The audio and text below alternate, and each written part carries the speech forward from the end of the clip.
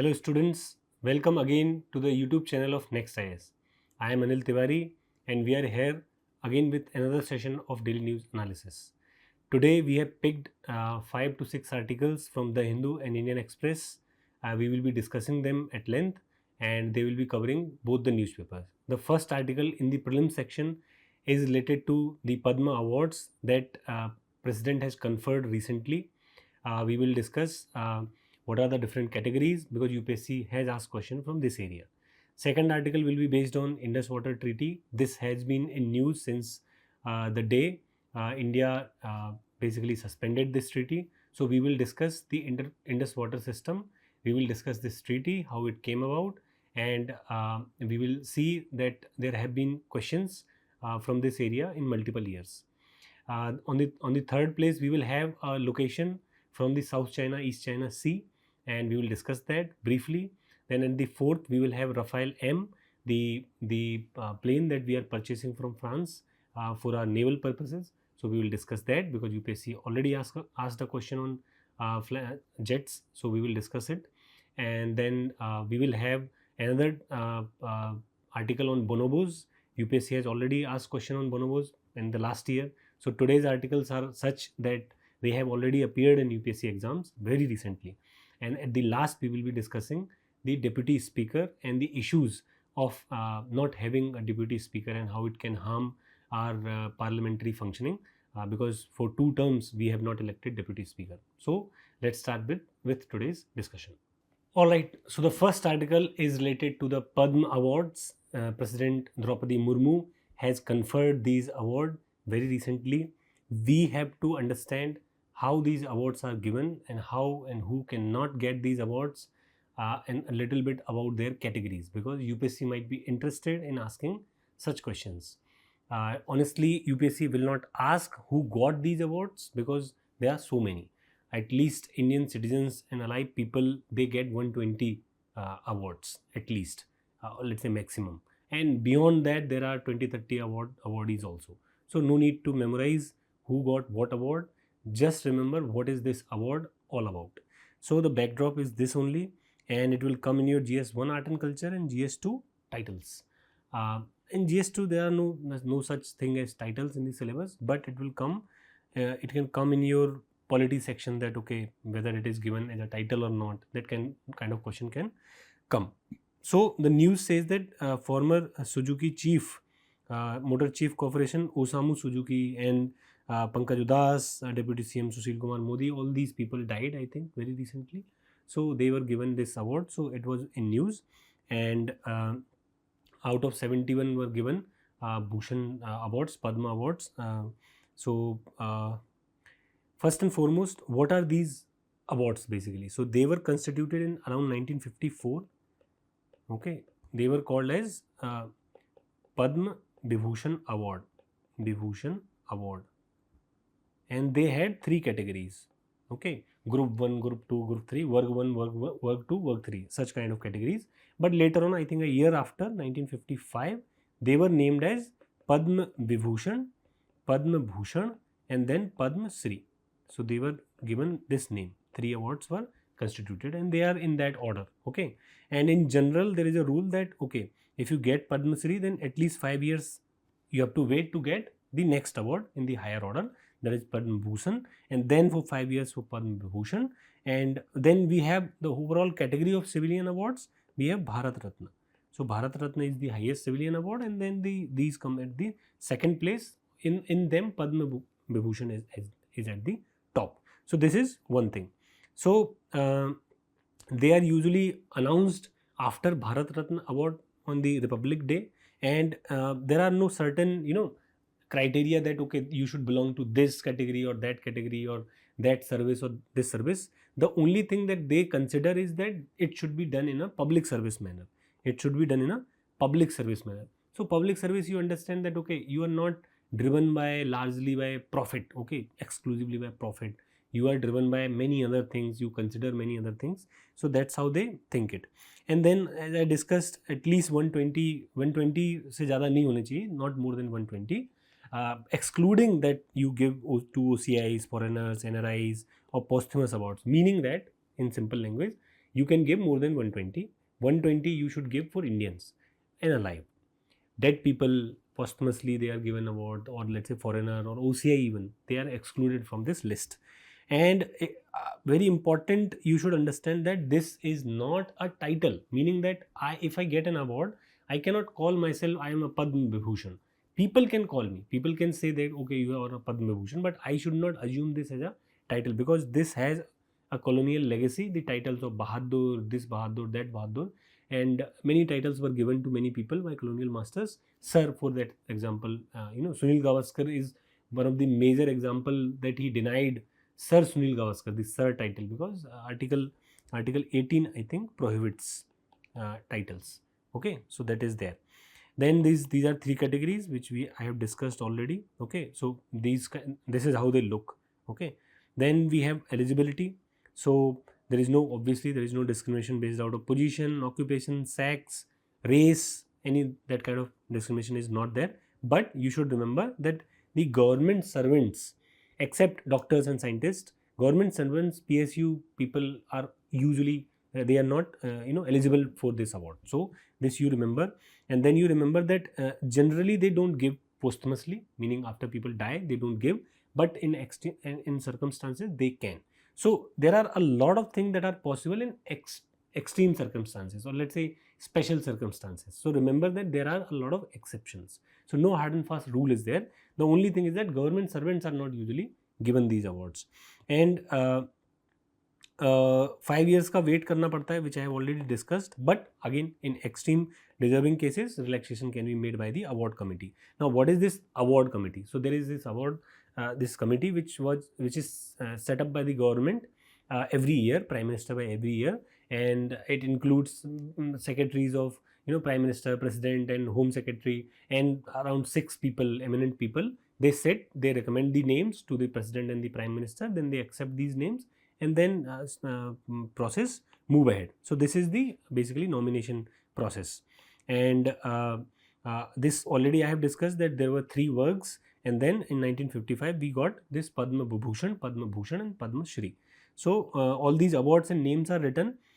These are not important for you to remember, but one person that I have found is the 100-year-old Livia Lobo Sardesai, because she played, I think, important role in the Goa's freedom. So this is 30 unsung heroes. This, you remember that this year we have given 30 awards to unsung heroes, including this lady who played a great role in the freedom of Goa. So that is there. And now you practice this question, and we will jump to the next article. Alright, so the second article is related to the Indus Water Treaty, and this has been in news since we have put it in abeyance, as government puts it, because of various reasons. And this is termed as an act of war by Pakistan, but it is something that India was to do, and because such a heinous and cruel attack on innocent civilians should not be let go. If we let go such incidents, then there is nothing that can be considered. So in that stream of basically actions, this was one of the most important. What is this Indus Water Treaty? So we had this treaty with our neighbor Pakistan, because these rivers, they originate in China and India both, and then they pass through India and they go to Pakistan. Pakistan largely is an arid area. Arid meaning that it is kind of a dry area. It only receives water from monsoons, and it depends mostly on the Indus water system. So all these rivers, when they go in Pakistan, they make it basically water availability for agriculture, for drinking purposes and everything. So you can understand that Indus water system is a lifeline for Pakistan. In that regard, both of these countries sat together and they signed this deal. But now this deal has been put on suspension. We will understand whether we can put it on suspension or not, whether we can change it or not, what we can do with this treaty, and then we will look at the Indus water river system. So backdrop is this only, that it is in abeyance with immediate effect. It will come in GS paper 2, India and its neighbors. The news is this, that there are certain facts. For example, article 12.3 of the IWT, we have issued a notice to Islamabad. In that we are saying that because of shift in population, meaning that since that treaty there is a large increase in the population both in India and Pakistan, evolving water requirements, logical, and the growing threat of climate related disasters and cross border terrorism. Basically, India has pointed out that we need more energy generation capacity, we need more water basically, and there are so many ground level changes. We will understand that why India is saying all these things, because it is very important in international law that the treaty should be upheld in good faith, and if the situation, the fundamental situations change, the situations that were there when the treaty was signed, if they change, then this treaty can change. Treaty can be basically unilaterally let go basically. So we will understand it. So to give effect to the decision, government has basically formally issued a notification and suspended the water treaty.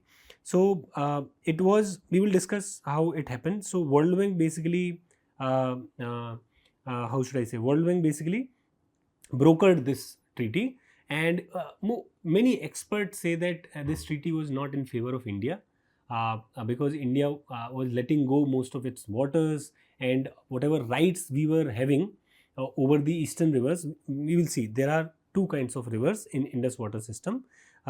We have eastern rivers, rivers on the eastern side, then we have western rivers, rivers on the western side. So you can remember these rivers by simple trick. I'll give you a simple trick. In the western side we have CJI, remember like this, Chief Justice of India, CJI. You can remember with this Chenab, Jhelum and Indus, CJI. Okay, and on the eastern side you can remember with many tricks. There are so many tricks. Many people remember just RBS, or some people say Ravi Vishnoi. You can say Ravi Vishnoi. This cricketer is there, Ravi Vishnoi. So you can remember by that name also. So this is a trick to remember both sides of the rivers. So it was signed in the September 1960, and India, Pakistan, World Bank were basically party to it. This came out of this treaty that India will have exclusive rights over use of their water. Of what water? This eastern rivers, basically Ravi, Bias and Satluj. We will have exclusive rights. So obviously we lie in the east, so we will have right over these rivers. That was said. And the western rivers, that is Indus, Jhelum and Chenab, Pakistan will have 80% of the water. This is huge, 80% of the water, and India is allowed to use, but that use was very restricted in terms that we can have non-consumptive use. For example, irrigation use, hydropower use with restrictions. So what kind of restrictions? Basically we had a mechanism, and this mechanism will play out that okay, whenever you are constructing, you know, a dam or something, you will have certain conditions to be followed. No need to go into detail, but restricted use was allowed for the western rivers. So remember, exclusive use of eastern river, EE, you remember E and E, exclusive use eastern river, and then restrictions on western rivers. Okay, then we will go about the it had a wonderful mechanism. It had a wonderful mechanism to do many things. So first and foremost, there was a working permanent Indus Commission. This was one of the body which worked really nicely between these two countries.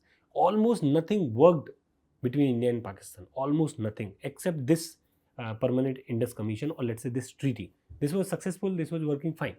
In all circumstances, in extreme to extreme circumstances, this treaty was working. We had this dispute resolution mechanism. We had 3 layers of it, that first and foremost our commission will look at it with water experts. Then if not, then World Bank will step into it. If not, then we will go for forum of arbitrators. Then if technical issue is there, then commission will jump in. If legal issue is there, then court of arbitration can come, or let's say experts can come. And India basically had these kind of rights that okay, we could build some dams, but without restriction you cannot do anything. You have to have restrictions. Okay, There were some disputes in 2007 and 2013. Remember Bagalihat Dam on Chenab, that was resolved by way of neutral expert. Then we have Kishan Ganga Jhelum project. Then this was also arbitrated by a court. So there were some issues. Now what issues has come, that we have suspended it. So whether we can suspend it unilaterally or not, that's a big question. So many people are asking that, okay, they are saying that, okay, you cannot do it. You cannot do like that. So whether we can do it or not, we have to understand in terms of this treaty. So first and foremost, look at the treaty. Can treaty allow suspension? Yes, treaty allows it. Treaty says that if you come up with a new treaty, then you can let go the previous treaty. Obvious सी बात है. तो वो तो हुआ नहीं है, लेकिन तो क्या फिर यूनिलैटरली हम कर सकते हैं? नहीं. ट्रीटी बोलती है no, unilateral suspension and termination not allowed under IWT rules, but you can change the treaty. So UPSC में ट्रिक क्यों है? यूपीएससी में से Indus water treaty had no provision to alter the present treaty. No, it has provisions. It does not allow unilateral change in the treaty. That you should remember. Remember the words very carefully. Okay. So what India has done, what we have done, we have basically said that we are putting it in abeyance. But this abeyance word is not there in the international law. Many experts are saying. But in international law, we have suspension. So people are saying that, okay, abeyance means suspension, and that's really logical, very logical. Okay, so we have suspended. Under what circumstance or under what rules people are debating this? They are debating it, remember it, the Vienna Convention on the Law of Treaties. Vienna Convention on the Law of Treaties 1969.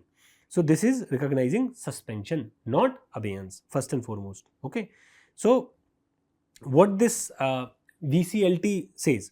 BCLT says basically 2-3 things. First and foremost, Article 62. It says that suspension or termination both are allowed if, as I discussed earlier, fundamental change of circumstances are there. Meaning that you agreed upon for such a treaty if you change your position, if you change the circumstances that were there when we agreed upon. Now I will let go. तुम आप अपने हिसाब से भी समझो. ठीक है, this is how we also function. If we agree to do something, but the situation changes completely, fundamental situation, then we will not do it. That's how it goes. Important क्या है कि इंडिया जो है वो party नहीं है VCLT का. ठीक है, पाकिस्तान उसका पार्टी है बट रेटिफाइड नहीं है. मीनिंग दैट इस बात पे दोनों अग्री नहीं करते. लेकिन VCLT की ब्यूटीफुल चीज़ क्या है? VCLT ये कहता है, वियना का जो कन्वेंशन है ट्रीटीज़ को लेके, वो ये कहता है कि अगर कोई कस्टमरी चीज़ है, और ये बेसिकली कस्टम ही है, हम आप समझ रहे हैं जब इस चीज़ को, this is a custom. Custom is not needed, custom is not requiring you to ratify VCLT in order to basically make it binding on you. So long story short, VCLT sign करो या ना करो, आपको ये custom मानना पड़ेगा कि treaty को आप फंडामेंटल सिचुएशन अगर चेंज हो तभी ब्रेक कर सकते हो. अब क्वेश्चन आ जाएगा, क्या क्वेश्चन आ जाएगा कि क्या इंडिया ये मानता है और क्या ये प्रूव हो सकता है कि फंडामेंटल सिचुएशन चेंज हुए हैं? तो इंडिया आर्ग्यू कर रहा है दैट डेमोग्राफिक शिफ्ट हुआ, क्लीन एनर्जी की रिक्वायरमेंट है, पाकिस्तान टेररिज्म करके वायलेशन करता है, फेथ में नहीं रखता चीज़ों को, गुड फेथ में नहीं रखता है, and that India also argues that कि हमें इसका रीअसेसमेंट चाहिए. पहले एक केस हुआ था जिसमें ICJ जो इंटरनेशनल कोर्ट है, वो उसने क्या किया था, हंगरी और स्लोवाकिया के बीच एक प्रोजेक्ट था, there was a dispute, in that they really focused upon the fundamental circumstances, if they changed or not, and they had a very strict definition of it. In India, so experts are saying that political, economic and environmental changes ये enough नहीं है, आपको और ज़्यादा अच्छे तरीके से present करना पड़ेगा. Experts are saying like that based on previous experience. But as of now, the treaty is in suspension. We cannot stop the water right away, but we will plan it out so that we can use more water to ourselves, and let's see what happens in the future. Now, let us discuss briefly about the Indus River system. There are 6 rivers. I have told you, Western rivers and Eastern rivers, CGI and RBS or Ravi Bishnoi, and their origin and their end point. Very important, UPSC already asked a question. There is a map attached. So simply remember that the origin point first. So Indus comes from Lake Mansarovar, and then Jhelum is there, Vednag, and then Varalachala Chenab, then we have Kullu Hills, then we have Rohtang Pass and Rakshastal. ये आपको बहुत अच्छे तरीके से चीज़ें याद होनी चाहिए, ठीक है. This is not compromisable. You have to remember these things. Okay, it ends up in going into Arabian Sea, joins Chenab near Jammu, near Trimmu in Pakistan, joins Indus near Panjnad, joins Chenab near Ahmedpur Sial, merges with Satluj at Harike, and then joins Chenab at Panjnad, then into Indus. So remember this table, take a screenshot or keep the notes. We will give you the link for the notes, and remember it. So there are left wing tributaries and right wing tributaries. Read through it. Okay, follow a map, have an atlas, open it, and then read through these tributaries. There are so many: Janskar, Suru, Soan, Jhelum, Chenab, Ravi, Beas, Satluj, and Panjnad. And then we have Shyok, Gilgit, Hunja, Swat, Kunnar. Remember this Swat river, very good river, very important river. Swat Valley is very important. Read about Swat Valley. This is the valley where people believe that Vedas were written. Swat Valley, very important. Okay, and Gomal River. Then this question is there, which already appeared in UPSC, and then another question is there that also appeared in the UPSC. We will give you the answers in the notes, but you try, pause the video and attempt it. We will jump to the next question. Alright, so the next article is a small article about locations in news, and one of the islands, or let's say reef, is in dispute between China and Philippines. Because of that, this news is triggered, and we should look at this location so that we can answer the question if UPSC asks correctly. So there was news in the Chinese state media. They were claiming that okay, we have established a maritime control over one of these reefs, but Philippines denied it. Philippines said okay, this is in our control, it is not in China's control, but China is saying that okay, it is coming under 9-dash line, so we will have control over it. So this was the news, and Philippines basically have control over this reef. They have stationed certain troops there, and Coast Guard is also there, it is monitoring that. So but why China is claiming such kind of things? Why China is doing like that? So we have this 9-dash line like this, and in that 9-dash line, basically this Thitu island is coming. In this Thitu island only, this clay, this reef that is named Sandy K reef, on which China is basically fighting with Philippines. Okay, so this is the Sandy K reef. Then we have Subi reef nearby. We have Sandy K. This is close to this Thitu island. Then we have Whitsun reef. All these reefs are basically in the larger Spratly island. Then there are different kinds of islands are there. I'll show you. So we have Paracels, whatever is named. We have Spartleys, and then we have Scarborough Shoal.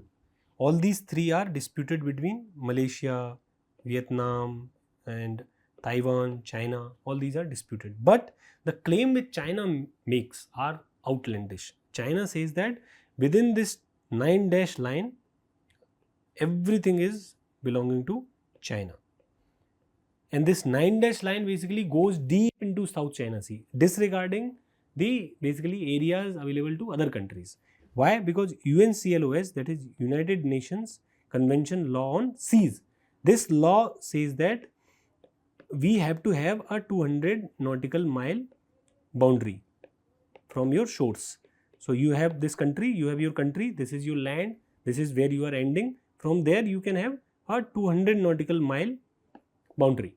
Beyond that, it is not your water. But China is saying that okay, whatever comes south to me will be mine. 9-dash line, according to 9-dash line. That's why these disputes are there. What are the different disputes? So China, Vietnam, Philippines, Brunei and Taiwan, they all are claiming some ownership over Spartly, Parcels, Scarborough, or let's say there is one more. I think this is it. So they are all claiming on these islands. This is Parcels, Spartly and Scarborough. Certain exceptions are there. For example, China is saying everything is mine. All islands are mine. Vietnam is saying that okay, Parcels and Spartly are mine. Philippines is saying Spartly and Scarborough Shoal is mine, because Scarborough is near to Philippines. Brunei and Malaysia is saying that portions of southern region of the ocean is ours, and then Spratly Island का कुछ हिस्सा हमारा है. Taiwan is saying that we need Spratly Island. So all these disputes are there. Remember it. UPSC has already asked questions. You basically try and attempt this question nicely. We will give you the answers in the document.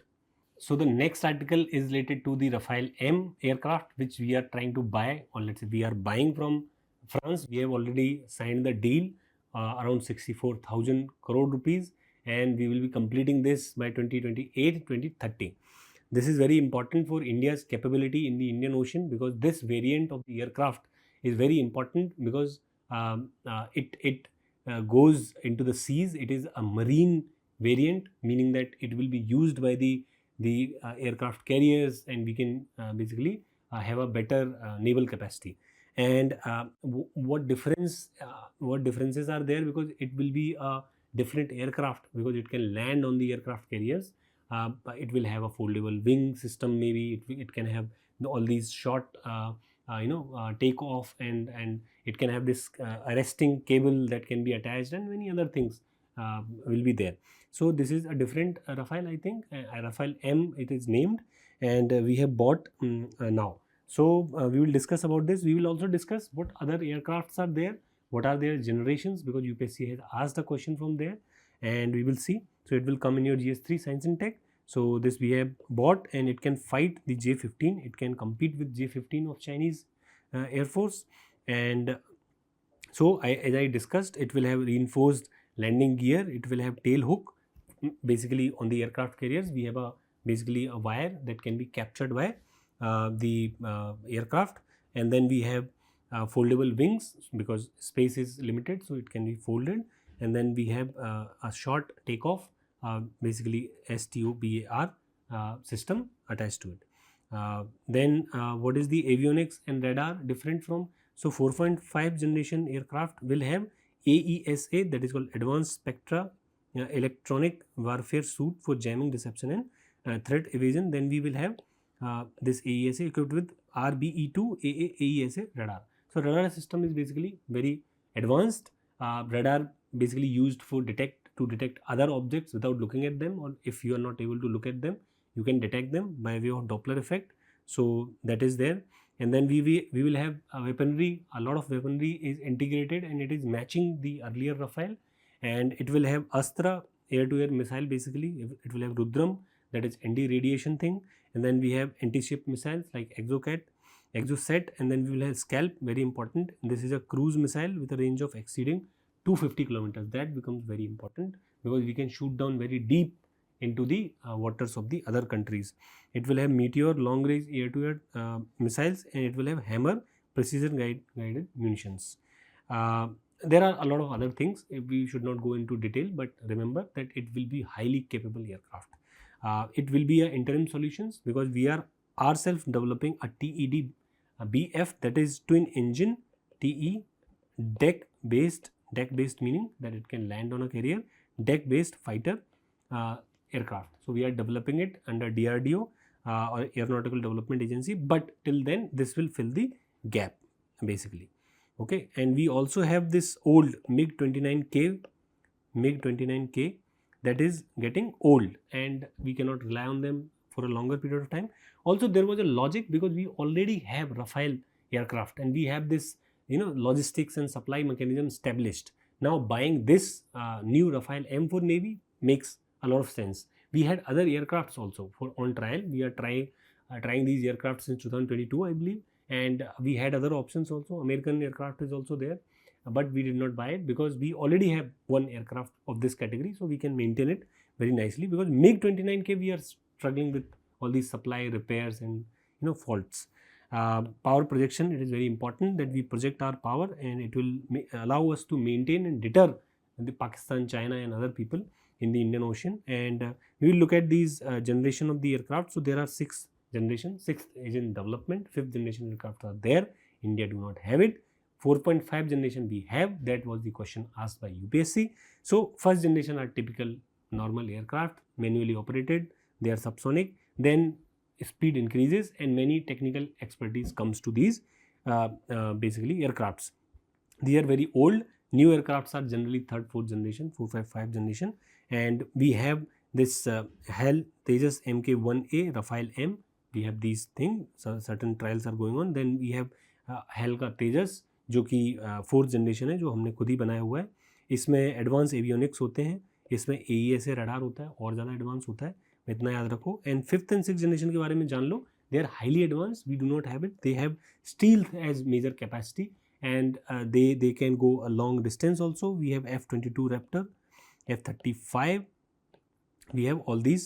AMCA is being developed by India. AMCA is being developed. Sixth generation, it is also under development. AMCA is also there in sixth generation. Okay, ठीक है. तो ये basically different generations थी. And then try and attempt this question. This is UPSC question, very recent. Try and attempt this question. We will give you answer in the comment section. Okay, there is this article in Indian Express, Bonobo. I wanted to discuss it because UPSC recently asked a question on bonobos. They basically tried you to match their location. Yeah, very interestingly, people were thinking that why we are asking bonobos to match to a location. Very strange question, but there is a logic. Bonobos are very close relatives to humans. Very first thing. And you all know chimpanzees. Okay, but you do not know bonobos. You have not heard about bonobos. So bonobos were considered chimpanzees. So we discovered them. We started calling them chimpanzees, but a different kind of chimpanzees. We started calling them pygmy chimpanzees, meaning chote chimpanzees. Okay, small chimpanzees, but they were not chimpanzees. They are now a species in themselves. Their location is very important. Okay, why it is very important? Because they are found in the Congo basin. Basically, they are found in the Congo basin, and they are not that good swimmers. So there is this river. Okay, there is this river. I will make it here. There is this river. Okay, so here is the population. Okay, and then here is a population. Okay. And these two became two different species because they cannot swim well. So they could not intermingle. They were one species, one common ancestor was there, and gradually the adaptive radiation happened, and they became basically different species. So this is bonobo. Okay, this is bonobos. This is chimpanzees. Okay, so that's why it was important that you ask this question, because Madagascar, they are not there in Madagascar. They are in this region. Very important that their social construct, whatever studies that we are doing on bonobos, it is very important because of their availability of food resources, spread out food resources, no concentration at one place, everywhere food is available nicely, and the way they live, they have a different social structure. They have very calm and peaceful personality, contrasting to chimpanzees, and they have a lot of features that are more human-like than primates like. Humans are exceptions in the primates. There are so many exceptions. We cooperate, we talk, we have social bonding, we have hierarchy, we have so many things. Bonobos show all these things. So bonobos are very important to fill that gap between our common ancestor and then different species and us. So different things are there, and then basically these bonobos are filling this gap. So many people ask this, okay, what is this common ancestor and what it is? So briefly I'll tell you, okay, so imagine mobile phones. Okay, so now we have iPad. Okay, we have iPad, then we have iPhone. Okay, so these both iPad and iPhones can find their origin in iPod Touch.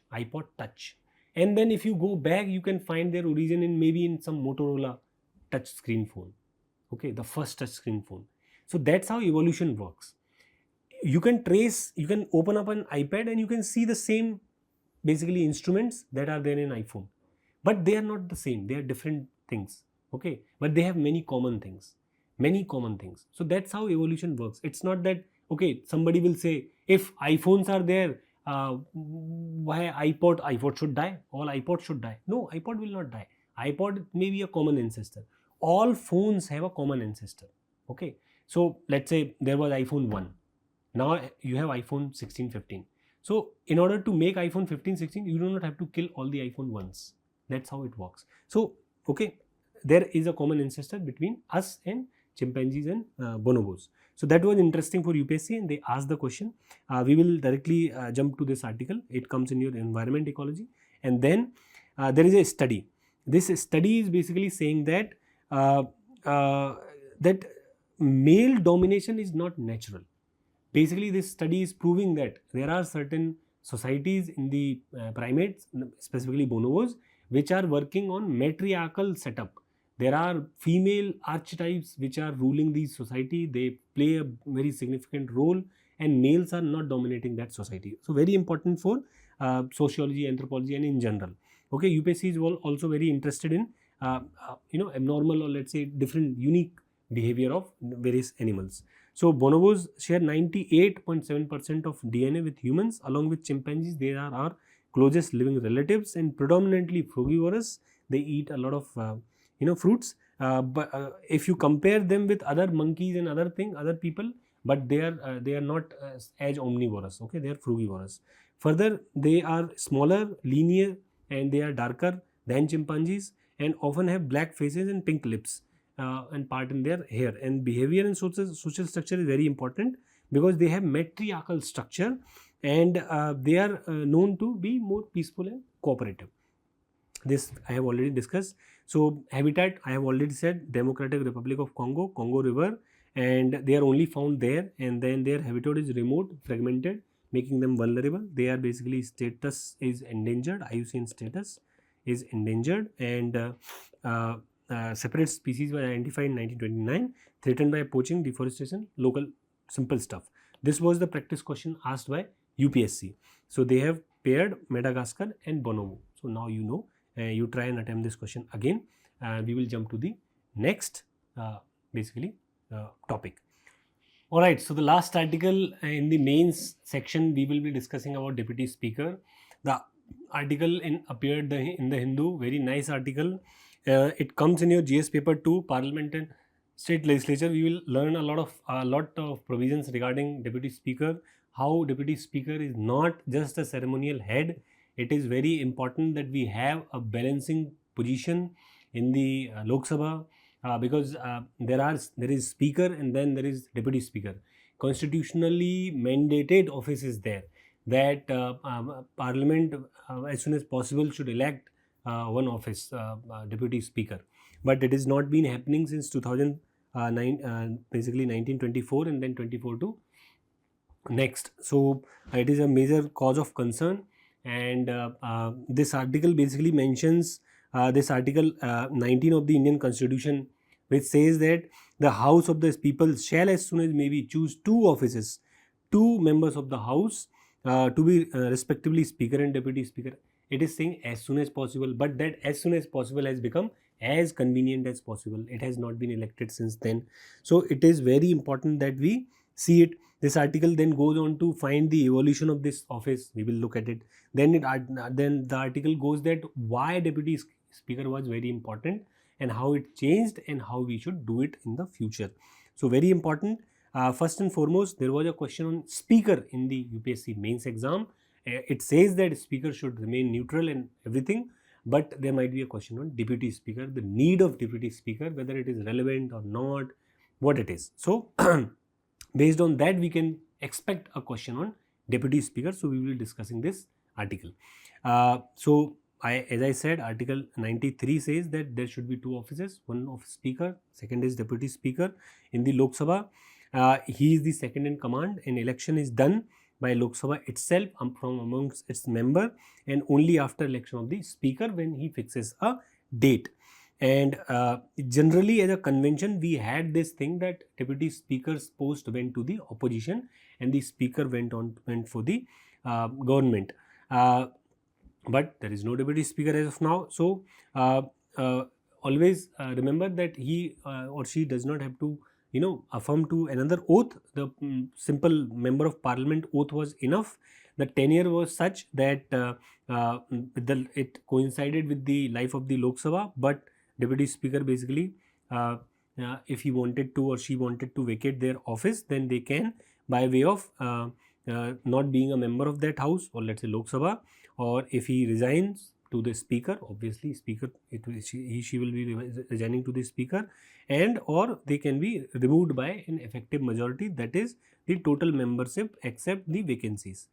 So if you had majority of total membership except vacancy, that is effective majority, then you can remove the speaker, but you have to give at least 14 days notice.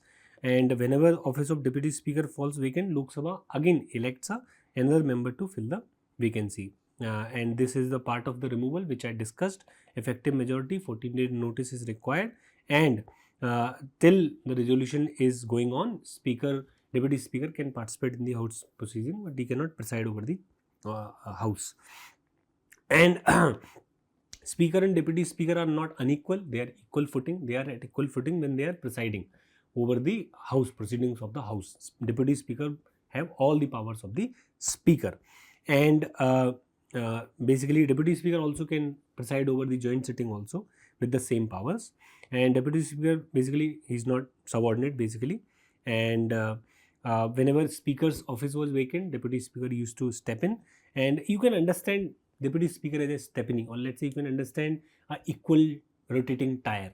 One tire is there, it is worn out, then the other can come in, equal effect, everything is equal, and then again you can go on. That's the basic idea. And if logically, if it becomes of she becomes member of any committee, then they will preside over it. And if speaker is presiding over the chair, then deputy speaker will be like a normal person, normal member of the house. They can vote, they can talk, they can give speeches and everything. Okay. And when they are presiding, they can have a casting vote also. So that's the basic functions. And then again, I have discussed all these points, no point to repeating it. So parliamentary committee का member अगर बनता है तो उसका chair बन जाता है, and so on and so forth. And salary and allowances, very important, charged on CFI, not subject to the annual parliamentary scrutiny, and no parliamentary approval is needed. The evolution is very simple, that 1921 the office of the vice president and president were created in the Central Legislative Assembly, and these two guys, that is after the Montagu-Chelmsford reform of 1919 basically, 1935 basically changed them to deputy speaker and speaker. But you all know that federal features of the 1935 Act never came into being. So these offices, the nomenclature continued as president and vice president, which continued in the further in the later on. And but after independence 1947, we had these nomenclature, deputy speaker and speaker. And what is the basically relevance of this office? Such a history is there since 1921, 1922. We are having deputy speaker and speaker. Why we had this office? So basically, we wanted a counterbalance to the speaker's power, because of all the decision making in the proceedings of the house, because the house is basically holding the government responsible. The Lok Sabha is the House of Representatives. They have the power regarding finances. So that kind of house, the procedures, the rules, the everything should not be given to one center, one person. It should be divided. It should be consensus based. For that, this basically office exists. So orderly functioning of the house is very important. And the basically deputy speaker works as a speaker only. Okay. And deputy speaker basically steps in during the absence of the speaker. So it is very functional office. It tries to basically share the burden over the speaker, because no person actually can preside over a sitting of a house for longer period of time. You have to have other person. Okay. And then procedural disruption can be prevented. Then we can have contribution to the parliamentary committees, because he or she becomes chairman to those parliamentary committees. Deputy speaker also acts impartially, just like speaker, regardless of the party affiliation. Usually deputy speaker seats belongs to the opposition party, but they have to let go that. And then it fosters bipartisan respect. As a convention, it shares the administrative responsibility, which I already discussed. But there are concerns, because deputy speaker has not been elected. So the concerns are like centralization tendencies are coming up. Procedural power is solely in the speaker. We have lack of designated second in command that can harm us by disruption. If something happens to speaker, that might be a problem for us. And then we can have we had this we call it sidelining the consensus method. How we are sidelining the consensus method? Basically, we are having only one center point.